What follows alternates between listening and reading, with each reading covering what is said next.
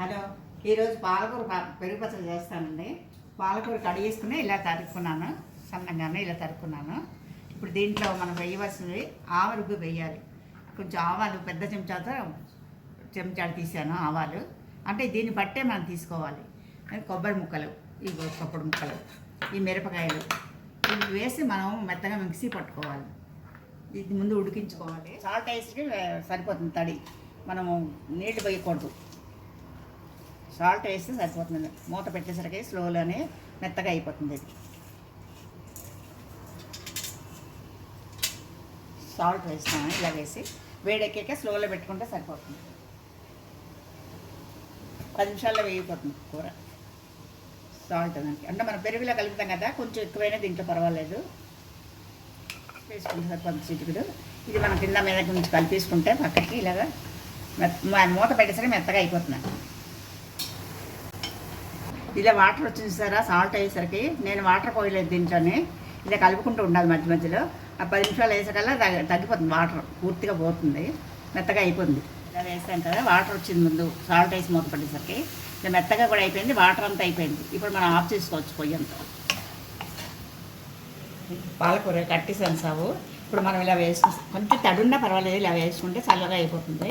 దీంట్లో ఇప్పుడు మనం అన్ని ఆవాలు ఎరుగు వేస్తాం. పాలకూర పెరుగు పచ్చడి చేస్తున్నాం కదా, పెరుగు పచ్చడికి పాలకూర ఉడికించి దగ్గరగాను వేసి పెట్టుకున్నాను. ఇప్పుడు దాంట్లో ఆవాలు వేయాలండి. దానికి సరిపోయింది ఆవాలు వేస్తున్నాను. పెద్ద స్పూను, ఒక పెద్ద స్పూను, ఒక 10 మిరపకాయలు, 2 మిరపకాయలు పచ్చివే, కొంచెం కొబ్బరి వేస్తాను. కొబ్బరి కూడా కొంచెం 10 ముక్కలు అలా తీసుకొస్తాను. మెత్తగాను ఇప్పుడు వాటర్ వేస్తే సరిగా ఆడబడుతుంది. మెత్తగా ఆడుకోవాలండి. ఇది వాళ్ళ వాటర్ యాడ్ చేసుకోవచ్చు. చేసుకుని మళ్ళీ ఆయిల్ వేసాను. ఎక్కువ వేయకూడదండి, పెరుగులో కలర్ వస్తుంది. కొంచెం మినపప్పు, కొంచెం చాలు, మినపప్పు, జీలకర్ర, ఆవాలు, 2 మిరపకాయలు వేసి పోపు వేస్తున్నాను. కొంచెం ఇంగు వేస్తానండి నేను. ఇంకో ముక్కలు కొనుక్కొని ఇలా అట్టి పెట్టుకున్నాను. ఇంగువ, కరివేపాకు వేస్తున్నాను. పచ్చిమిరపకాయలు ముక్కలు పెట్టుకున్నాను. పచ్చిమిరపకాయలు కూడా వేస్తాను, మరి ఎక్కువ అక్కర్లేదు. ఇది ఆవా వేసుకున్నాం కదా, ఇలా మెత్తగా ఆడుకున్నాను. వాటర్ వేస్తూ ఇలా మెత్తగా వేసుకున్నాను. ఇది పలచగా ఉండకుండా ఇలా వేసుకుంటే సరిపోతుంది. పెరిగేస్తాం కదా, మనకి కొంచెం ఆవ ఎక్కువైంది అనుకుంటే ఉంచేసుకోవచ్చండి. ఇలా సరిపోయింది వేసుకోవాలి.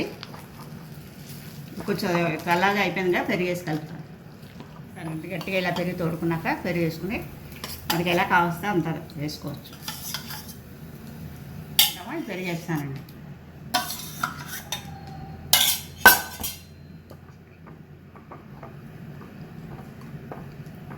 ఇలా కలుస్తుంది. కావాలంటే కొంచెం కొత్తిమీర కూడా వేసుకోవచ్చు. ఇది అన్నంలో చాలా బాగుంటుందండి. కొబ్బరికాయ పెరుగు పచ్చడి వాటిలాగాను టమాటా పెరుగు పచ్చడి చేసుకుంటాం కదా, వాటన్నింటికి అన్నంలో చాలా బాగుంటుంది. ఇడ్లీలో కూడా బాగుంటుంది, చపాతీకి అన్నింటికి బాగుంటుంది.